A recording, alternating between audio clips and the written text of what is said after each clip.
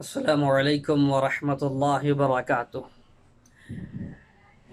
بالخصوص میں اپنی ماں اور بہنوں سے مخاطب ہوں اور گھر کی عورتوں سے مخاطب ہوں، کیونکہ میں نے وعدہ کیا تھا کہ میں جو دین کا کام شروع کر رہا ہوں عورتوں سے، کیونکہ عورتوں کے لیے دین کی بات سننا بہت ضروری ہے۔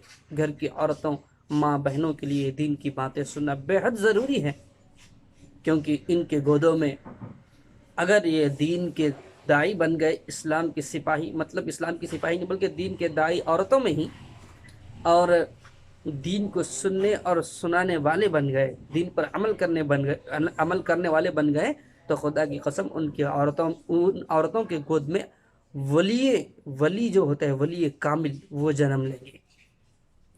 آج عورتوں کا دین سے دور ہو جانے کی وجہ سے ہماری زندگی سے دین دور ہو رہا ہے، اور سب سے بڑی کوتاہی ہماری ہے، کیونکہ ہم یا تو باپ ہیں، یا تو بھائی ہیں، یا تو بیٹے ہیں، یا تو شوہر ہیں، اور ہم باپ ہونے کے ناطے، یا بیٹے ہونے کے ناطے، یا شوہر ہونے کے ناطے، یا بھائی ہونے کے ناطے، ہماری ماں، بہن، بیٹی، بیوی کو دین کی بات پہنچانی تھی، لیکن ہم تو دین کی بات سنتے ہیں لیکن ان تک ہم دین کی بات نہیں پہنچاتے، جس کے وجہ سے گھر میں آج دین نہیں پھیل پا رہا ہے۔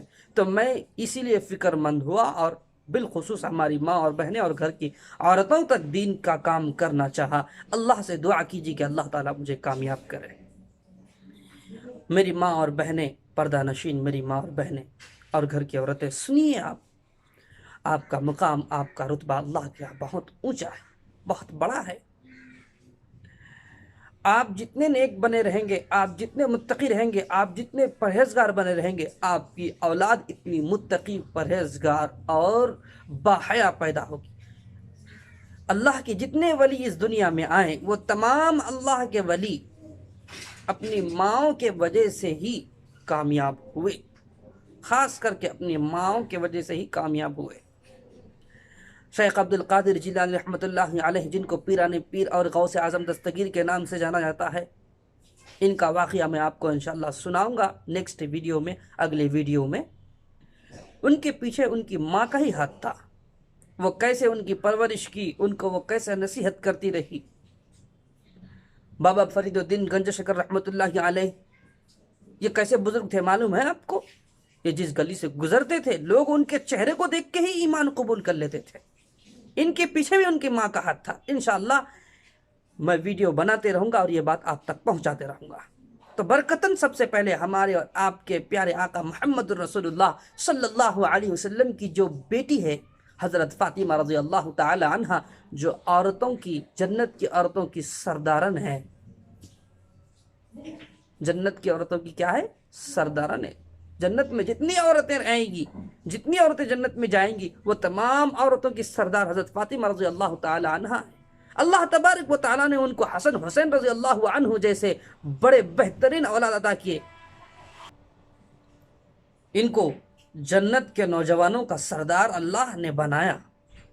جمعہ کے خطبہ میں ان کا نام بھی لیا جاتا ہے عربی میں، کہ یہ حسن اور حسین جنت کے نوجوان مردوں کے سردار ہیں۔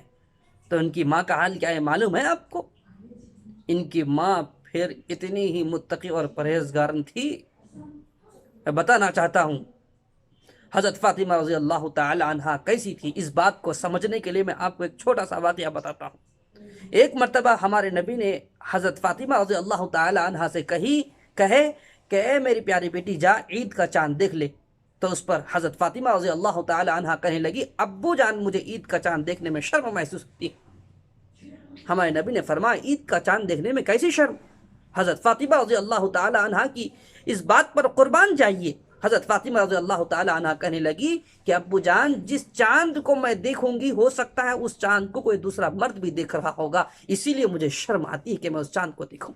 کیا آج کوئی اتنا شرم اور حیا رکھنے والا ہے؟ والی، بالخصوص میں عورتوں کے لیے کہہ رہا ہوں، آج کوئی اتنی شرم اور حیا رکھنے والی عورت ہے؟ نہیں ہے۔ اگر اتنی شرم اور حیا رکھنے والی عورت ہوتی تو حضرت حسن اور حسین رضی اللہ تعالی عنہ کی طرح اولاد بھی ان کی گود میں کھیل رہی ہوتی، پھل رہی اور پھول رہی ہوتی۔ لیکن بعد میں ان کو اپنی اولاد سے شکوہ ہوتا ہے، گلہ ہوتا ہے کہ میری اولاد ایسی ہو گئی، میری اولاد ویسی ہو گئی. لیکن اس سے پہلے اپنے آپ کا جائزہ لے کہ ہم کیسے تھے تو ہماری اولاد کیسی ہوئی. تو میری محترم مائیں اور بہنیں، آپ دل کے کانوں سے سنیں، میری اس بات کو اگنور مت کریں، بلکہ سنیں. میں آپ تک دین کی بات پہنچانے اور آپ کو انسپائر ہونے کے لیے کہ دیکھیے یہ کیسی تھی. تو اللہ تبارک و تعالیٰ نے ان کو ایسے بہترین پھول عطا کیے کہ دنیا سے ان کے گئے ہوئے صدیاں گزر گئی، لیکن آج تک ان کا نام زندہ ہے. حضرت فاطمہ رضی اللہ تعالی عنہا دنیا سے چلی گئی، لیکن ان کا نام آج تک زندہ ہے. اللہ نے ان کے نام کو زندہ رکھا. کیوں؟ اس لیے کیونکہ وہ متقی تھی، پرہیزگارہ تھی، نمازی تھی. بالخصوص وہ سب سے زیادہ پردے کو پسند کرتی تھی، اور پردے کے خاطر اللہ تعالیٰ نے، میں آپ کو بتاتا ہوں کہ قیامت ابھی قائم نہیں ہوئی، حشر کا میدان قائم نہیں ہوا، کچھ بھی قائم نہیں ہوا، لیکن ان کے رسپیکٹ کے لیے پہلے ہی کہہ دیا کہ جب حضرت فاطمہ رضی اللہ تعالی عنہا پل صراط سے گزرے گی تو میں اللہ کہہ رہا ہے کہ میں ولیوں کو، انبیاء کو، محدثین کو، مفسرین کو، تابعین کو، پوری دنیا کے جتنے لوگ جمع ہوں گے حشر کے میدان میں، سب کو کہوں گا خبردار کوئی نظر اٹھا کے نہیں دیکھنا، میری پیاری اور با پردہ بندی حضرت فاطمہ رضی اللہ تعالی عنہ پل صراط سے گزر رہی ہے. اللہ تعالیٰ اتنی رسپیکٹ کر رہا ہے. ابھی وہ ٹائم آیا نہیں، اس سے پہلے ہی اللہ تبارک و تعالیٰ فرما دیا ہے کہ میں ان کی عزت میں اور ان کی رسپیکٹ میں یہ باتیں کہوں گا. تو میرے محترم مائیں اور بہنیں، آپ غور سے سنیں اور سمجھنے کی کوشش کریں کہ آپ کا پردہ آپ کو کس مقام تک پہنچا سکتے ہیں. آپ کا پردہ، آپ کی حیا، آپ کا نیک عمل آپ کو دنیا و آخرت میں ہی، صرف آپ کو ہی نہیں بلکہ آپ کی اولاد کو کامیاب کر سکتی ہے. میں نے کتاب میں پڑھا تھا کہ ایک عورت میں اگر علم آ جائے، حیا آ جائے، اور کیا کہتے ہیں متقی اور پرہیزگاری آ جائے، تو وہ متقی، پرہیزگاری، حیا، علم نسلوں تک سفر کرتی ہے. اور اگر ایک عورت میں جہالت آ جائے تو وہ جہالت نسلوں تک سفر کرتی ہے.